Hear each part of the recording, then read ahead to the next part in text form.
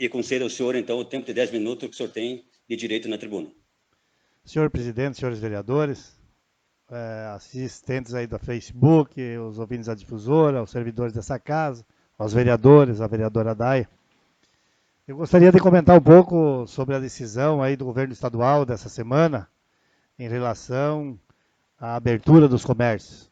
E dizer a todos que a gente fica numa situação bastante constrangedora, quando na sessão passada eu comentei que os governos municipais deixaram de fazer a defesa quando poderiam ter feito a defesa há 21 dias atrás. E eu reafirmo essa situação. Reafirmo porque no momento diziam que não tinham o que fazer, que não tinha defesa para ser feito naquele momento. Mas viu-se nessa final de semana que toda a defesa é viável. O governo liberou a abertura de alguns comércios, voltando para a bandeira vermelha, e a questão da justiça fechou novamente. Mas o governo estadual, com seus advogados, conseguiu reverter a situação. Aí eu digo, os prefeitos do estado do Rio Grande do Sul simplesmente deixaram a desejar há 21 dias atrás. Deveriam ter feito sim a defesa, porque toda a defesa é válida. E numa próxima vez que acontecer, eu espero que todos se unam e façam essa defesa. E agora, eu espero que o governo do estado, o governo municipal de Três Passos, conceda a todos os empresários que ficaram nesses 21 dias fechados, que consiga fazer com que essas empresas também recebam uma gratidão, um respeito, com algumas suspensões de cobrança de ISS, de alvarás, de IPTUs, que eles precisam. Pois 21 dias ficaram fechados. Isso é muito tempo para um comércio. Já estavam fechados ano passado um bom tempo. Todo esse tempo que foi prejudicial a esse comércio. E nós precisamos fazer com que o Executivo consiga dar alguns descontos, consiga dar prorrogação, talvez, de IPTUs, de alvarás e assim por diante.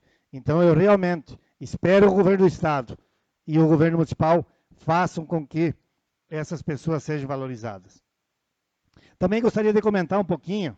Hoje de manhã, liguei no posto de saúde da Pindorama, fui muito bem atendido no telefone, liguei pelo telefone, fui muito bem atendido por uma funcionária, e o meu filho estava com problema no dente, muita dor de dente. Infelizmente, Edivan, eu não pude levar o meu filho lá. Porque dizem que não pode se levar nos postos de saúde para fazer esse atendimento. E aí eu fico imaginando e me pensando, só existe Covid agora nesse momento para ser tratado? E as pessoas que precisam dos postos de saúde?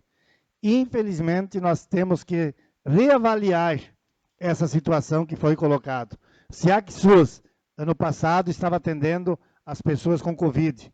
E nesse momento nós estamos com as pessoas do Covid sendo atendidas em todos os postos de saúde, fazendo com que a gente barre, com que a administração barrasse os outros atendimentos só em questão de extrema urgência. E isso não é bom, porque as pessoas que precisam não são atendidas.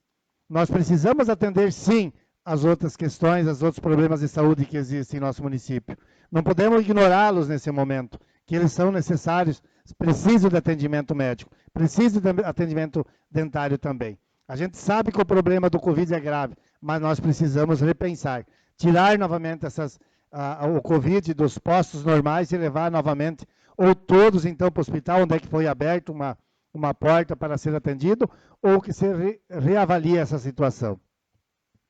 Outra questão que eu gostaria de falar é em relação às provas seletivas de professores, monitores, serventes, monitores de creche, serventes que foram feitos, e ainda me lembro bem que nós fizemos em regime de urgência para que pudesse ser feita essa seletiva para a contratação dos professores. Inclusive o ex-vereador, que deixou dessa casa agora e hoje é secretário municipal, comentava que nós tínhamos que ter aprovado numa quinta-feira, numa sessão extraordinária, e a meu pedido naquele momento, pedimos ao sindicato, pedimos também aos professores, para que nos avaliassem essa situação.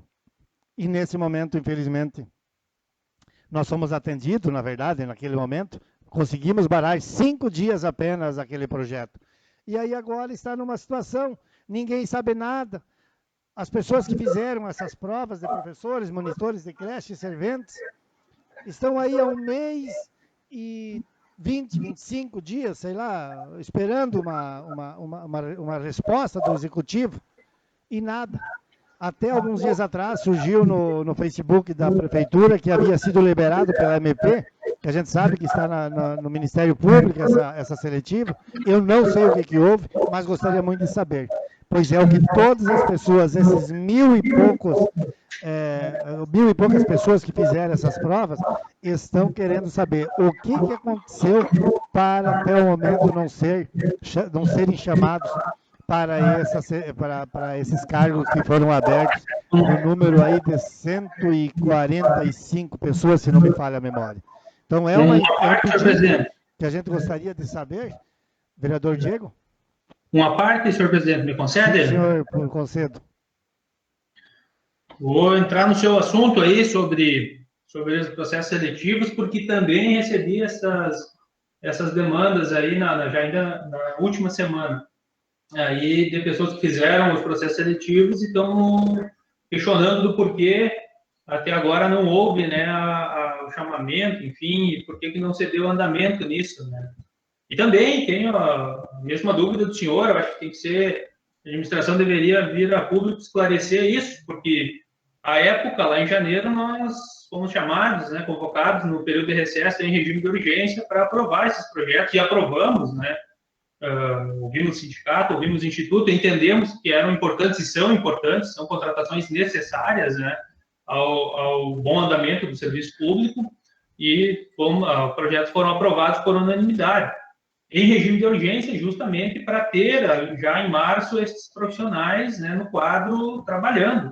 E nós já estamos em fim de março, já temos aí mais de 60 dias da aprovação dos projetos, em torno de 60 dias, né, da aprovação, e ainda não, é onde eu tenho conhecimento, os profissionais não foram chamados. O que está acontecendo, né? Por que foi mandado em regime de urgência, então, os projetos, né, se até agora a gente não teve o andamento e essas pessoas não foram chamadas, não estão trabalhando, e o município está precisando desses profissionais. Então, acompanha aí o seu pedido, vereador Paulinho, nesse sentido, né? Que a administração esclareça isso, né? O que aconteceu, ou o que está acontecendo. Obrigado pela parte. Obrigado, vereador Diego. E dizer que isso não é uma crítica, é apenas o que a gente está ouvindo na rua, estão nos ligando, estão pedindo, todas as pessoas que fizeram. Outra questão que eu gostaria de comentar é sobre a privatização da Corsã e outros que vão vir amanhã ou depois.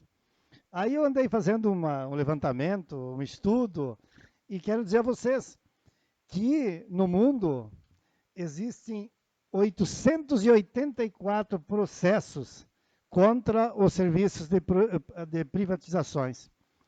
Destes, e dizem que os países de primeiro mundo vendem tudo as estatais, não é verdade.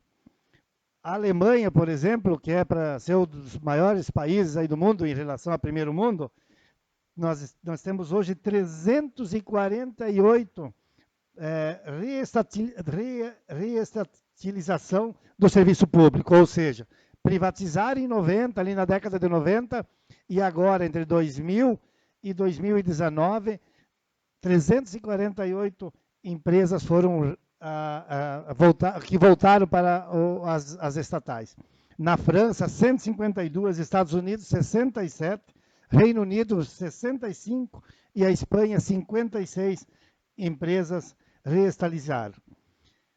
A gente vê assim municípios, cidades grandes, como é o caso de Buenos Aires, Paris, Hamburgo, Berlim, que pegaram principalmente as de água de volta. Por quê? Porque, na verdade, principalmente se a gente vai olhando ali a Argentina, Buenos Aires, aonde eles dolarizaram o serviço de água. Ou seja, o aumento foi maior de 87% em menos de 5 anos. E agora o governo do estado quer privatizar a água, que é tão interessante, que é a coisa mais, dá para dizer, maior saúde de tudo. Se nós tivermos uma água boa, realmente nós temos uma saúde boa. Então, eu sou totalmente contra privatizações. E ainda mais do jeito que estão querendo fazer, derrubando a PEC dos plebiscitos. Eles estão tentando burlar a lei. E eu peço a vocês, foi vendido CE, outras empresas que foram vendidas há alguns anos atrás no Rio Grande do Sul, resolveu o problema financeiro do Estado do Rio Grande do Sul? Não resolveu, presidente. Não resolveu esse problema. Então agora vai vender a Corsã para resolver os problemas?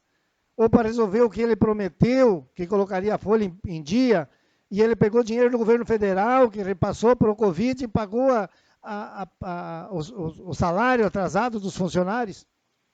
Ele que dizia que tinha que tirar a bunda da cadeira e que era só uma questão de análise, de ajeitar, que seria tudo em dia. Agora ele quer vender uma Corsã que ele prometeu em campanha que não iria vender. Eu sei que muita gente pensa que as estatais é só para ganhar dinheiro, que é só para autofaturamento. Isso é se o governo do Estado permite. Não há roubo se é bem cuidado. E aí existe uma frase, ou melhor, duas frases. Empresas privadas olhem para o consumidor. Órgão público olha para o cidadão. E nós precisamos olhar para o cidadão como uma empresa pública, como uma estatal. E não vender para uma privada que vai olhar, na verdade, um consumidor, vai vislumbrar um consumidor. Então, uma indignação muito grande, na verdade, a gente vê que o Estado do Rio Grande do Sul está vendendo, tentando vender, ainda com falcatrua, burlando a lei, né, eliminando esse plebiscito, que é um direito que foi instituído pelo governo passado. Então, não sou a favor disso, sou contra, e espero que os deputados também façam com que o governo não consiga vender essa estatal, que rende lucro, e muito lucro para o governo do Estado. Com toda certeza, isso nos traz muito lucro, e nós precisamos dessa empresa. Como disse o vereador, se eu não me engano, foi o Gilmar, nós temos o maior lençol freático do mundo, que é o aquífero Guarani. Nós temos que valorizar esse aquífero e com uma empresa, na verdade, que é do governo, que é nossa, que é da população gaúcha. Um abraço a todos aí, obrigado, presidente. Muito bem, após ouvir, então, o discurso do nosso presidente,